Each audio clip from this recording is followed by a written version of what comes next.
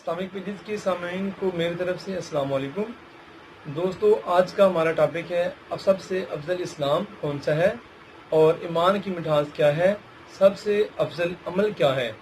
یہ تین ٹاپک چھوٹے چھوٹے سے ہیں، ہم نے ان کو ڈسکس کرنا ہے۔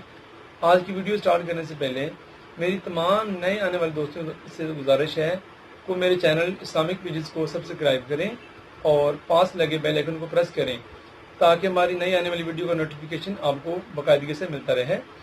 اور دوستو، اس چینل میں ہم آپ کے لیے بہت سی بیسک انفارمیشن جو کہ ایک زندگی گزارنے کے لیے، ایمان کے مطابق زندگی گزارنے کے لیے نہایت ضروری ہوگی، انشاءاللہ وہ ہم اس میں ڈسکس کیا کریں گے۔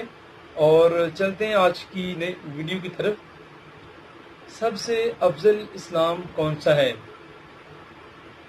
ایک تو دین اسلام ہے نا، اور اس میں بھی جو درجہ بدرجہ کیٹیگریز بنائی گئی ہیں اس میں وہ ڈسکس کرنا ہے ہم نے آج کہ سب سے افضل اسلام کون سا ہے۔ لوگوں نے حضور پاک صلی اللہ علیہ وسلم سے پوچھا کہ کون سا اسلام سب سے افضل اسلام ہے، تو نبی کریم صلی اللہ علیہ وسلم نے فرمایا کہ جس کے ماننے والے، مقصد کہ جس اسلام کے ماننے والے مسلمانوں کی زبان اور ہاتھ سے سارے مسلمان سلامتی میں رہیں۔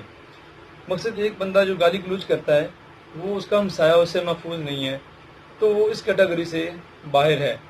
اس لیے اپنے ہمسایوں کے ساتھ، دوسروں مسلمانوں کے ساتھ نہایت شفقت سے پیش آنا چاہیے، جو کہ سب سے افضل اسلام میں سب سے پہلی کیٹیگری ہے۔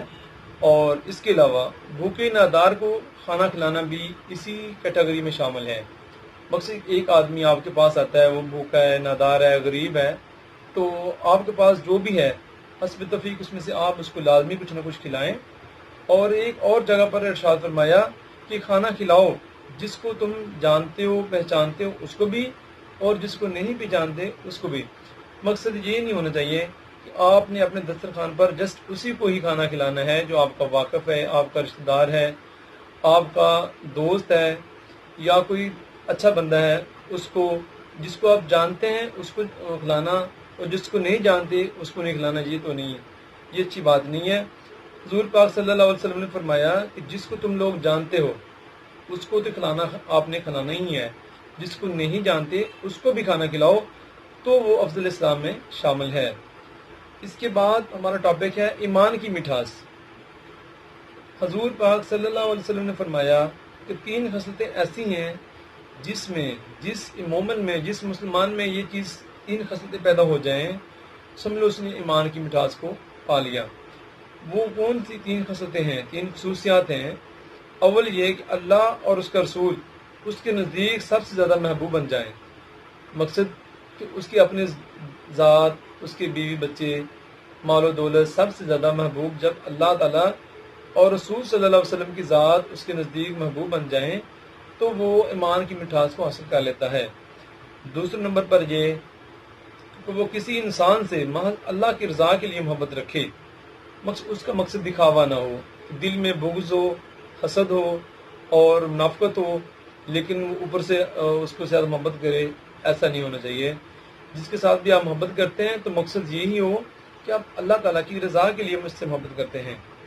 تیسرے نمبر پر یہ کہ وہ کفر میں واپس لوٹنے کو ایسا برا جانے جیسا کہ آگ میں ڈالے جانے کو برا جانتا ہے۔ مقصد یہ ہے کہ ہم مسلمانوں کا یہی عقیدہ ہے کہ ہم انشاءاللہ قیامت کے دن ہم جہنم میں بالکل نہیں جائیں گے، اللہ پاک ہمیں جنت میں بھیجیں گے۔ تو وہ اسی طرح ہمارے مائنڈ میں یہی چیز چل رہی ہوتی ہے کہ ہم آگ میں نہیں ڈالے جائیں گے، تو وہ کفر میں واپس لوٹنے کو ایسا برا جانے جیسے کہ آگ میں ڈالے جانے کے خطرے کو وہ برا جانتا ہے۔ تو اس کو جو بندہ یہ چیز پا لیتا ہے اس کو بھی، تو وہ بھی ایمان کی مٹھاس کو حاصل کر لیتا ہے۔ اب ہے سب سے افضل عمل۔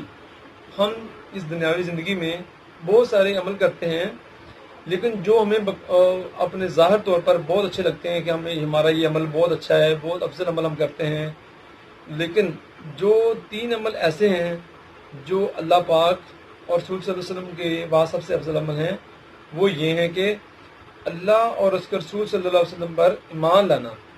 مقصد اللہ پاک اور رسول اللہ صلی اللہ علیہ وسلم پر ایمان لانا سب سے افضل عمل ہے۔ اللہ کی راہ میں جہاد کرنا یہ بھی سب سے افضل عمل میں شامل ہے۔ اور تیسری بات بھی فرمایا کہ حج مبرور سب سے افضل عمل میں بھی شامل ہے، حج مبرور بھی اس میں شامل ہے، اور سارا ایمان حاصل کر لینے کی اوصاف۔ انسان جب مسلمان ہو جاتا ہے تو ایمان تو وہ حاصل کر لیتا ہے، لیکن سارا ایمان، مکمل ایمان کی وہ حد کب چھو لیتا ہے؟ جب ایک بندہ اپنے نفس سے انصاف کرتا ہے، اپنی ذات سے دوسروں کو انصاف پہنچاتا ہے، نا انصافی نہیں کرتا، تو وہ سارا ایمان حاصل کر لیتا ہے۔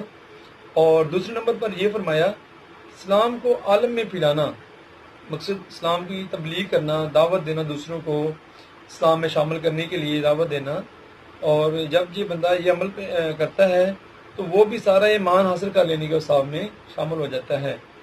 تنگ دستی کے باوجود اللہ کی راہ میں خرچ کرنا، مقصد ایک بندہ جب خوشحال زندگی گزار رہا ہو تب تو وہ اللہ کے راستے میں خرچ کرے، لیکن جب وہ خود تھوڑا سا تنگ دست ہو جائے تو پھر اللہ کے راستے میں خرچ نہ کرے۔ ایسا نہیں، جب آپ جس کنڈیشن میں بھی ہوں، جس حالت میں بھی ہو، جس قدر آپ کے پاس ہو، تھوڑا ہو تو تھوڑا دیں۔ اگر اچھا اللہ پاک نے آپ کو نوازا ہے تو اچھے طریقے سے اللہ کے راستے میں خرچ کریں، لیکن یہ نہیں ہونا چاہیے کہ جب آپ کے پاس زیادہ مال و دولت ہے تب ہی اللہ کے راستے پہ خرچ کریں، اگر اس میں نہیں ہے تو پھر بالکل نہیں دیں، یہ نہیں ہے۔ جتنا بھی آپ کے پاس گنجائش ہے آپ ضرور اس میں سے اپنے مال و دولت میں سے اللہ کے راستے میں ضرور خرچ کریں۔ امید ہے کہ آج کی ویڈیو آپ کو پسند آئے گی۔ اس میں ہمیں رائے دینے کے لیے کمنٹ سیکشن میں ضرور کمنٹس کریں۔